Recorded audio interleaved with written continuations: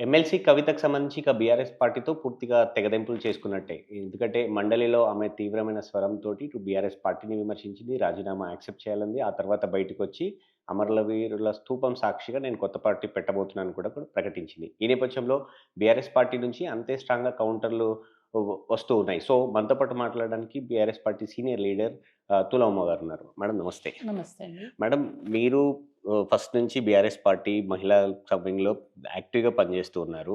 నేను కూడా ఉద్యోగం వదిలేసి వచ్చి నేను బీఆర్ఎస్ పార్టీకి అనుబంధంగా జాగృతి నుంచి తెలంగాణ ఉద్యమంలో ఉన్నాను. కానీ నాకు దక్కాల్సిన గౌరవం, గుర్తింపు దక్కలేదు. మహిళలకు అన్యాయం జరిగింది ఈ బీఆర్ఎస్ పార్టీలో, ఆనాడున్న టీఆర్ఎస్ పార్టీలో అనేది ప్రధానంగా కవిత చేస్తున్నటువంటి ఆరోపణ. దీనికేం చెప్తారు? నిజంగా అంటే నేను గూడా ఉద్యమం జేసిన. తనతో పాటు తనకంటే ముందు నుంచి 2001లో కేసీఆర్ గారు పార్టీ పెట్టినప్పటి నుంచి గూడా కేసీఆర్ వెంటే నడుస్తున్నాం. కేసీఆర్‌లో అడుగులో అడుగై మేము వారు తీసుకునే కార్యక్రమాలు ప్రతి దాంట్లో గూడా మేమున్నాం. ఇన్వాల్వ్ అయినాం. తను 2006లో వచ్చిండ్రు. అంటే తను వచ్చిన తర్వాత తను గూడా ఉద్యమం తీవ్రంగా జరుగుతున్నటువంటి క్రమంలో మేమంతా గూడా కలిసి పనిజేసినాం. బీఆర్ఎస్‌లో పనిచేస్తున్నటువంటి క్రమంలోనే తను తెలంగాణ జాగృతి అనేటువంటి ఒక సంస్థను ఏర్పాటు చేసుకొని, ఆ సంస్థ ద్వారా గూడా అనేక బతుకమ్మ గావచ్చు, ఇంకా తెలంగాణకు సంబంధించిన సంస్కృతి పట్ల తెలంగాణ భాష, యాస, కల్చరల్‌గా అన్నిటిని భావవ్యాప్తి చేయడం కోసం అనేది పెట్టుకున్నారు. పెట్టుకున్నప్పుడు ఆ జాగృతి అనేది అమెరికాలో ఉండి వచ్చిండ్రు. ఇక్కడ ఎవరు తెలవదు తనకి. అసలు కేసీఆర్ లేని కవిత అనేది లేదు గదా! కేసీఆర్ ద్వారానే కవిత. ఇవాళ జాగృతి అనేది ద్వారా మీరు కార్యక్రమాలు పెట్టినప్పుడు ఎక్కడ ఏ జిల్లాకు పోయినా, ఏ ప్రాంతానికి పోయినా, ఎక్కడికి పోయినా గూడా అక్కడ రిసీవ్ చేసుకుంది టీఆర్ఎస్. టీఆర్ఎస్ పార్టీ నాయకులు, కార్యకర్తలు అందరూ గూడా ఇన్వాల్వ్ అయ్యి ఆ ప్రోగ్రామ్‌ని సక్సెస్ జేసిర్రు. ఇవాళ తెలంగాణ జాగృతి నేను పెట్టినను, నేను సక్సెస్ జేసినాను. తెలంగాణ జాగృతితోటే బీఆర్ఎస్ పార్టీ నడిసిందనే లెవెల్‌లో తను మాట్లాడుతా ఉంది. ఇవాళ తెలంగాణ జాగృతి పెట్టినప్పటి నుంచి నాకు కష్టాలే, బాధలేమి ఉన్నాయి తప్ప ఎప్పుడు గూడా నాకు సపోర్ట్ అనే మాటలు ఏదైతే మాట్లాడుతున్నారో, ఆ మాట్లాడినటువంటి మాటలలో నిజాయితీ లేదు. అది ఎందుకంటే తెలంగాణ ప్రజలందరికీ తెలుసు. ఇప్పుడు నేను ఒక ఉద్యమకారినిగా, ఒక మహిళగా, ఒక బీసీ బిడ్డగా నేను ఆమె బతుకమ్మకు కావాల్సినటువంటి హైదరాబాద్‌లో బతుకమ్మ పెడితే మా మెట్టుపల్లి కోరుట్ల నుంచి గూడా మా మహిళలతోటి బతుకమ్మకు కావాల్సిన పువ్వులన్నీ గూడా పంపించినటువంటి సందర్భాలున్నాయి. అట్లా ప్రతి ఒక్కరం గూడా ఇన్వాల్వ్ అయినాం. కాబట్టి మీకు సహకరించకపోవడం అనేది ఎక్కడ జరగలేదు. ఇవల్ల ఆహ్, తెలంగాణ ఉద్యమంలో ఉన్నాం మేము. అంతకంటే ముందు గూడా అనేక ఉద్యమాలలో ఉన్నాం. ఇప్పుడు మాకు జరగని గౌరవం మీకు దక్కింది గదా! ఒక ఎంపీగా మీరు బాధ్యతలు నిర్వహించిండ్రు. అంతెందుకు ఇవాళ ఓడిపోయినంక 6 నెలలు తిరగక ముందే ఆహ్, గడవక ముందే మళ్ళా ఎమ్మెల్సీగా అవకాశం వచ్చింది. ఆ ఎమ్మెల్సీ కంటిన్యూషన్ మళ్ళా పొడిగించి మళ్ళా మీకే ఇవ్వడం అనేది ఇప్పటి వరకు గూడా మీరు కొనసాగుతున్నారు. ఇవన్నీ గూడా మీకు ఏ మీటింగ్ జరిగినా, ఎక్కడికి పోయినా గూడా మొదటి కుర్చే మీకున్నది. మీకు దక్కవలసినటువంటి గౌరవం దక్కింది. అన్నిట్లలో మీకు ప్రాధాన్యత ఇచ్చిర్రు. కానీ మిమ్మల్ని ఎక్కడ అగౌరవపరిచిర్రు, ఎక్కడ గుర్తింపు అనేది లేదు. అనేది తను మాట్లాడుతుంటే తెలంగాణ ప్రజలు గూడా కానీ ఆశ్చర్యపోతున్నారు. ఆమె ఒక మాట చాలా స్పష్టంగా చెప్తోంది. అంటే ప్రతిసారి కేసీఆర్ చుట్టూ ఒక గోడ కట్టారు. కొంతమంది వ్యక్తులు జమయ్యారు. ఆ వ్యక్తులు మాత్రమే అక్కడికి యాక్సెస్ ఉంది. ఈవెన్ కూతురుగా నాకు యాక్సెస్ పూర్తి స్థాయిలో యాక్సెస్ లేదు. నేను చాలా సందర్భాల్లో జరిగినటువంటి విషయాల్ని చెప్పినా కూడా పెద్దగా అక్కడి నుంచి రెస్పాండ్ లేదు. నేను ఎంపీగా ఓడిపోయినప్పుడు కూడా సొంత పార్టీలోనే ద్రోహం చేసిన వాళ్ళున్నారు. అయినా నేను పార్టీ లైన్ తప్పలేదు. కానీ పెద్దాయన కూడా పట్టించుకోకపోతే ఇంకెవరికి చెప్పుకుంటాం? ఈ పార్టీ ప్రతిపక్షంలో ఇలా ఎట్లా ముందుకు సాగుతుంది అనేది ఆమె ప్రధాన ఆరోపణ. కేసీఆర్ గారు పట్టించుకోకపోవడం అనేది ఏముండదు. కేసీఆర్ గారు పట్టించుకున్నారు. అనేక సందర్భాలలో తను పోగలిగే మా అందరికంటే తనకు ఫ్రీడమ్ ఉంటది గదా! ఒక బిడ్డగా ఎప్పుడైనా పోవచ్చు, మాట్లాడొచ్చు. చెప్తే వినలేని పరిస్థితి. నిన్న మా తోటి ఉద్యమకారిణి బుడిగె శోభ మాట్లాడింది. ఆమె శాసన సభ్యురాలుగా ఉండే.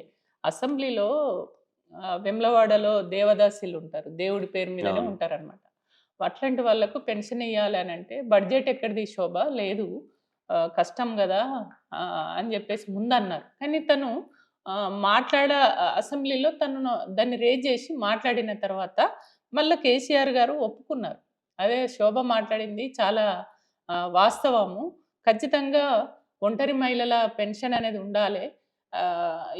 ఇవ్వవలసినటువంటి అవసరం ఉందని ఇగో ఇస్తున్నా అని చెప్పేసి తనను ఆశీర్వదిస్తూ ఒప్పుకున్నటువంటి కానీ అంటే కేసీఆర్ గారి దృష్టికి ఏదన్నా ప్రజలకు సంబంధించిన ఇష్యూ గానీ, ఏదైనా సమస్యలు వారి దృష్టికి తీసుకెళ్తే ఖచ్చితంగా స్పందించి చేసే గుణం ఉన్నటువంటి పెద్ద మనసు ఉన్నటువంటి వ్యక్తి కేసీఆర్ గారు. కానీ ఒక్క మాట. కానీ ఇదే ఉద్యమ నాయకుడిగా ఉన్నటువంటి కేసీఆర్ కానీ ఈ 10 ఏళ్ళు అంటే అంతకుముందు ఉద్యమం చేసిన వాళ్ళకు గుర్తింపు కార్డులు ఇవ్వడంలోనో, వాళ్ళకు ఉద్యమకారులుగా గుర్తించి ఫ్రీడమ్ ఫైటర్స్ కోటాలో పెన్షన్ ఇవ్వడంలో గావచ్చు, ఎందుకు నిర్లక్ష్యం చేశారు? ఇవ్వలేదు. నేను చెప్పినా కూడా ఒకటికి 2 సార్లు చెప్పినా కూడా పట్టించుకోలేదు ఆనాడు ఉన్నటువంటి బీఆర్ఎస్ ప్రభుత్వం అనేది ఆమె నిన్న కూడా మాట్లాడింది.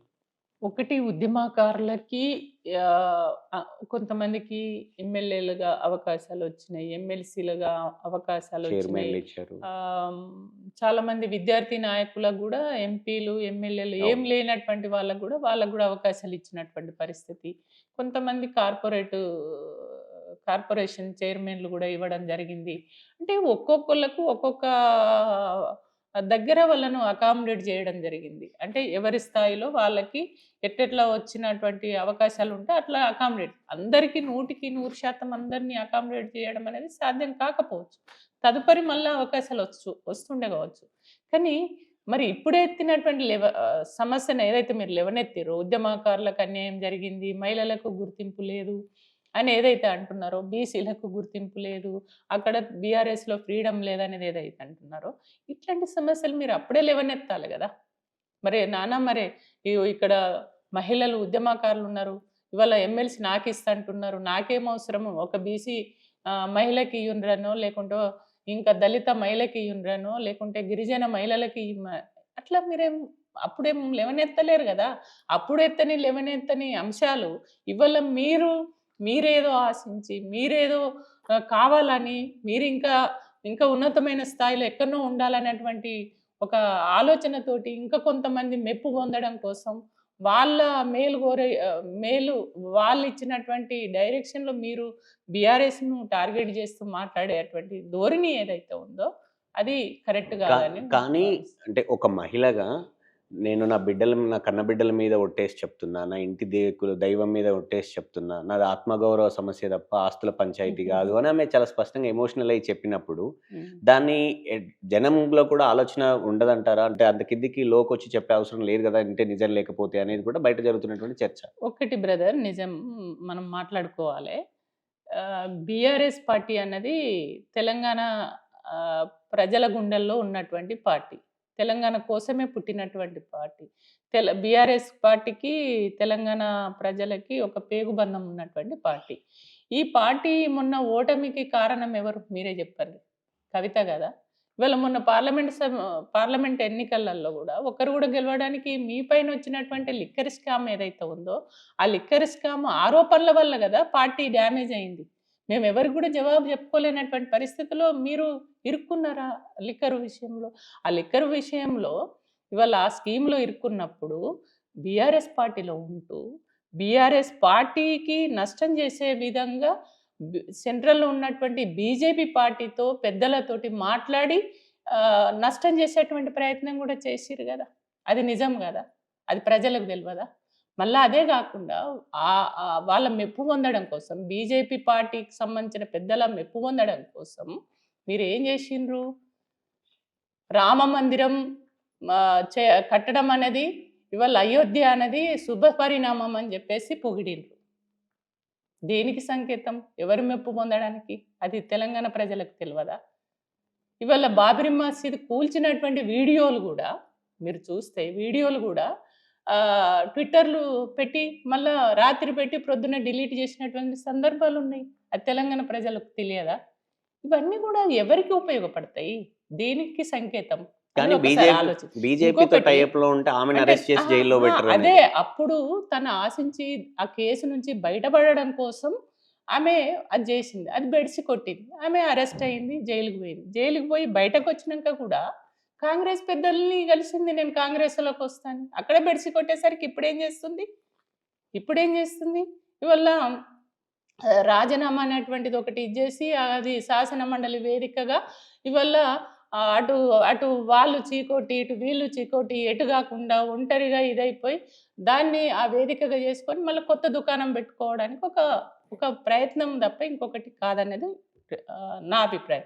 ఇంకొకటి వాళ్ళు ఈడీ నోటీసులు ఇచ్చింది. ఈడీ నోటీసులు ఇచ్చిన తర్వాత వాళ్ళు ఎందుకు నోటీసులు ఇచ్చిండ్రు? మీకు గూడా తెలుసు. తెలంగాణ ప్రజలందరికి గూడా తెలుసు గదా! ఇవాళ మీ పీఏల అకౌంట్‌ల నుంచి గానీ, మీ పీఏల బినామీల అకౌంట్‌ల నుంచి గానీ, మీ బంధువుల కుటుంబాల కుటుంబ సభ్యుల బినామీల అకౌంట్‌ల నుంచి గానీ, మీ భర్త మిత్రులకు సంబంధించినటువంటి అకౌంట్‌ల నుంచి ఇవాళ అరుణ్ పిల్లేకు చేతులు మారినాయి అనేది అకౌంట్‌ల నుంచి మా డబ్బులు పోయినాయి అనేది నిజం గదా! ఈడే గదా నోటీసులు ఇచ్చింది. మరి అదే నేను అందుకే అంటున్నా. ఇవన్నీ నిజం గదని మరి దాని మీద మీరు మీ ఇంటి దేవుడు అంటుర్రు గదా! లక్ష్మీ నరసింహస్వామి. దాని మీద ఒట్టు పెట్టుకోండి. నేను తప్పు చేయలేదు. ఇవన్నీ తప్పుడు వార్తలని జెప్పేసి. ఇవన్నీ ఆరోపణలు వచ్చిన తర్వాత పార్టీకి చాలా డ్యామేజ్ అయింది. అప్పుడు మిమ్మల్ని బయటకు తీసుకురావడానికి కేసీఆర్ గారు, కేటీఆర్ గారు, హరీష్ రావు గారు ఎన్ని తిప్పలు పడ్డారు. ఇవాళ కేసీఆర్ గారు ఒక చరిత్ర కలిగినటువంటి వ్యక్తి. ఇవాళ ఎంతో అనుభవం ఉన్నటువంటి వ్యక్తి. తెలంగాణ ప్రజల అనుమనువున తెలంగాణ ప్రజల మనోభావాలు, తెలంగాణ ప్రాంత ప్రజల సమస్యలు ప్రతిదీ గూడా తెలిసినటువంటి వ్యక్తి. తెలంగాణ తెచ్చుకోవడం కోసం ఆయన ఎన్ని తిప్పలు, ఎన్ని వర్గాల ప్రజల్ని ఏకం చేయడం కోసం ఎన్ని పోరాటాలు, ఎంతమందిని కలుపుకొని పనిచేసినటువంటి వ్యక్తిని ఇవాళ మీరు తప్పుపడితే, తెలంగాణ తీసుకొచ్చినటువంటి తెలంగాణ ప్రజలేమో ఒక గాంధీగా చూస్తున్నారు. ఒక ఉద్యమ నేతగా ఇవాళ తెలంగాణ ప్రజలు కేసీఆర్‌ని గుండెల్లో పెట్టుకొని కాపాడుకుంటున్నారు. వాళ్ళ తెలంగాణ ప్రజల గుండె చప్పుడు కేసీఆర్ గారు. ఇవాళ ఒక కన్నబిడ్డగా మీకు ఎట్లా నోరొస్తుంది అట్లా మాట్లాడేటువంటి మాటలు? మీరు ఇట్లా పార్టీకి డ్యామేజ్ చేస్తూ, పార్టీకి నష్టం చేసే లిక్కరుల స్కామ్ లాంటి దాంట్లో ఇరుక్కొని, ఇవాళ బీఆర్ఎస్ పార్టీకి నష్టం చేసింది మీరు గదా! ఇవాళ అవినీతి అంటున్నారు. ఎవరు అవినీతి అనేది తెలంగాణ ప్రజలకు తెలుసు. ఇవాళ తెలంగాణ ఉద్యమంలో వచ్చినప్పుడు మీరు ఎట్లున్నారు? అప్పుడున్న కవిత ఏంది? ఇప్పుడున్న కవిత ఏంది అనేది తెలంగాణ ప్రజలకు తెలవదా? తెలుసు గదా! కానీ ఆమె ఏమంటున్నారంటే, కేసీఆర్ చుట్టూ ఉన్న వ్యక్తులు ఆయన్ని మిస్‌గైడ్ చేస్తున్నారు. ఆయన అసెంబ్లీకి రాకపోవడం తప్పు. కావాలనే చేస్తున్నారు. అందుకే నేను పుట్టింటితో బంధం తెంచుకొని రాజకీయ పార్టీ పెట్టబోతున్నాను. మావోయిస్టు సానుభూతి పరులు కావచ్చు, లేదంటే ఉద్యమకారులు కావచ్చు, ప్రజా సంఘాల నేతలు కావచ్చు, నాకు సపోర్ట్ చేయండి. నేను ఉద్యమ శక్తిగా వచ్చినాను. ఉద్యమంలో ప్రజలతో ఉన్నాను. ఇప్పుడు రాజకీయ పార్టీ పెడుతున్నాను. వచ్చే ఎన్నికల నాటికి ప్రత్యామ్నాయ శక్తిగా బీఆర్ఎస్ పార్టీ కాదు పక్కకు పెట్టి నేను ప్రత్యామ్నాయ శక్తిగా పార్టీని నడిపిస్తాను అని అంటున్నారు. అంటే ప్రతి వ్యక్తికి గూడా ఆ స్వేచ్ఛ ఉన్నది. మీరు పార్టీ పెట్టాలనుకుంటే పెట్టుకోండి. మీకు ఇంకేదో ఉన్నత స్థాయికి వెళ్ళాలనుకుంటే వెళ్ళండి. కానీ బీఆర్ఎస్ పార్టీని టార్గెట్ చేయడం ఏంది? కేసీఆర్ గారిని ఒక బిడ్డగా, ఒక తండ్రిని మీరు క్వెషన్ చేస్తున్నారంటే నిజంగా నాకు ఆశ్చర్యమేస్తుంది. ఇన్ని రకాలు అనుభవించి ఇవాళ ఒక గుర్తింపొచ్చి ఈ స్థాయిలో మీరు మాట్లాడే స్థాయిలో ఉన్నారు. ఇవాళ శాసన మండలిలో ఆ స్థాయిలో మీరు మాట్లాడుతున్నారు అనంటే వాళ్ళ కేసీఆర్ పుణ్యమే గదా! అదే కేసీఆర్‌ని మీరు క్వెషన్ చేస్తున్నారంటే ఇక అసలు నిజంగా బాధేస్తుంది ఆమె మాట్లాడే తీరు. కానీ మండలిలో రాజీనామా చేస్తూ తనకు అవకాశం ఇవ్వండి. లాస్ట్ స్పీచ్ నేను ఎందుకు రాజీనామా చేస్తానో చెప్పుకోవాలి అనేది ఒక సభ్యురాలుగా జనరల్‌గా ఒక సభ్యులకు ఒక అవకాశం ఉంటుంది. అది స్పీకర్ చైర్మన్ అలౌ చేస్తే అది ప్రాక్టీస్‌గా ఉంది. కానీ దాన్ని కూడా బీఆర్ఎస్ పార్టీ ఇంకేదో రాజకీయాలకు ముడిపెట్టింది. సోషల్ మీడియాలో తన మీద దుమ్మెత్తి పోస్తుంది అనేది వాళ్ళ జాగృతికి సంబంధించిన వాళ్ళు. మేము అస్సలు రాజకీయం చేయట్లేదు. తనే రాజకీయం చేస్తుంది. ఇవాళ బీఆర్ఎస్ పార్టీ ఇవాళ ఏది నీటి పోరాటం చేస్తుంది. మా తెలంగాణకు రావాల్సిన నీళ్లను కొల్లగొట్టుకపోవడానికి ప్రయత్నం చేస్తుంది. అట్లా ఒక తెలంగాణకు మళ్ళా అన్యాయం చేసేటువంటి ఒక కుట్ర జరుగుతుంది అనేటువంటిది ఇవాళ తెలంగాణ ప్రజలకి మేము అది చెప్పదలుచుకున్నాం. ఇవాళ దాన్ని మిస్‌గైడ్ చేసి ఇవాళ శాసనసభలో ఇవాళ అధికార పార్టీ దాన్ని దుర్వినియోగం చేస్తూ దాన్ని తప్పుడు సమాచారాన్ని తెలంగాణ ప్రజలకు ఇవ్వాలి. తప్పుడు సమాచారాన్ని తెలియజేయాలనేటువంటి ఒక ప్రయత్నం కుట్ర చేస్తుంది. దాన్ని మేము ఎండగట్టి మీరు పీపీటీ ఇస్తే మేము కూడా ఇస్తాం, మాకు కూడా మాట్లాడే అవకాశం ఇవ్వండి అని మా హరీష్ అన్న అన్నారు, కేటీఆర్ గారు అన్నారు, మా ఎమ్మెల్యేలు మాట్లాడి మాకు అవకాశం రాలేదు. రానప్పుడు మేము బైకట్ చేసి వచ్చిన తర్వాత ఇవాళ కవిత గారు దాన్ని కూడా తప్పు పట్టడమే కాదు, ఇవాళ మీరు 4 నెలలైంది కదా రాజీనామా చేసి. 4 నెలల రాజీనామా లెటర్ తర్వాత మధ్యలో కూడా అసెంబ్లీ జరిగింది.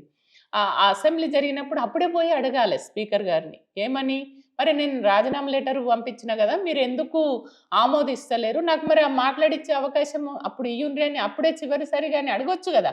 అప్పటి నుంచి ఇప్పటి వరకు అడగలే. ఒకవైపు బీఆర్ఎస్ పార్టీ మళ్ళొకసారి ఇవాళ నీళ్ళ వాట కోసము తెలంగాణకు జరుగుతున్న అన్యాయాన్ని ఇవాళ ఎత్తి చూపుతూ ప్రజల్లోకి వెళ్ళాలి అనే ఒక ప్రయత్నం మేము చేస్తున్నటువంటి క్రమంలో దీన్ని డైవర్ట్ చేయడం కోసము ఇవాళ తన శాసన మండలిలో ఆ రకమైనటువంటి విషయాలు మాట్లాడి అక్కడ ఏమన్నా మాట్లాడిందా? శాసన మండలి అంటే ఏందండి? ప్రజా సమస్యలు మాట్లాడేటువంటి ఒక వేదిక, ప్రజా సమస్యల్ని పరిష్కారం చేసి ఇవాళ ఒక మంచి పరిష్కార మార్గం చూపించేటువంటి వేదిక. కానీ మీరు అక్కడ మాట్లాడింది ఏమన్నా మహిళా సమస్యలు మాట్లాడిర్రా, రైతు కూలీల సమస్యలు మాట్లాడిర్రా, కార్మికుల సమస్యలు మాట్లాడిర్రా, విద్యార్థుల సమస్యలు మాట్లాడిర్రా? ఇవాళ అంతెందుకు రైతులు యూరియా దొరకక, ఎరువులు దొరకక నానా కష్టాలు పడుతున్నారు. నేను ఎందుకంటే ఇవన్నీ అంశాలు పక్కన పెట్టి మీ వ్యక్తిగత ఉపోద్ఘాతం వినడానిక, మీ పర్సనల్ సమస్యలు మాట్లాడడానిక అదే శాసన మండలి వేదిక ఉంది. అక్కడ నాకు అది చూస్తే ఏమనిపించిందంటే ఆ శాసన మండలి వేదిక లాగా కనబడలేదు. అది గాంధీ భవన్లో కాంగ్రెస్ పార్టీ నాయకులు పీపీటీ ఇస్తుంటే అందరు ప్రేక్షకులుగా వింటున్నట్టుగా కనబడ్డది. అది శాసన మండలి వేదికను గాంధీ భవన్ వేదికగా చేసినట్టు, కాంగ్రెస్ పార్టీ గాంధీ భవన్ వేదిక లాగా కనబడ్డది. అంటే ఒకసారి గతంలో కూడా కేసీఆర్ తన రాజీనామాలు చేసినప్పుడు, లేకపోతే మీ పార్టీ ఎమ్మెల్యేలు రాజీనామా చేసినప్పుడు కూడా అంటే చాలా నాకు గుర్తున్న దగ్గరకు లోక్సభలో కేసీఆర్ రాజీనామా చేసినప్పుడు ఎందుకు రాజీనామా చేయాల్సి వస్తుందో అవకాశం ఇవ్వమన్నారు. స్పీకర్ ఇస్తే రాజీనామా చేసినాను ప్రకటించి సభలో బయటకు వచ్చి అదే దాన్ని ఫాలో అయ్యడానికి ఎందుకు లేదు? ఓకే, నేను తప్పు పట్టట్లే, తను మాట్లాడను ఎందుకు రాజీనామా చేస్తున్నాము, ఏ వర్గ ప్రయోజనాలను కాపాడడం కోసం రాజీనామా చేస్తున్నాము అనేది అప్పుడు రాజీనామా పంపించి 4 నెలలైంది కదా, ఆ టైంలోనే పోయి మీరు మాట్లాడుండ్రి అని అంటున్నా.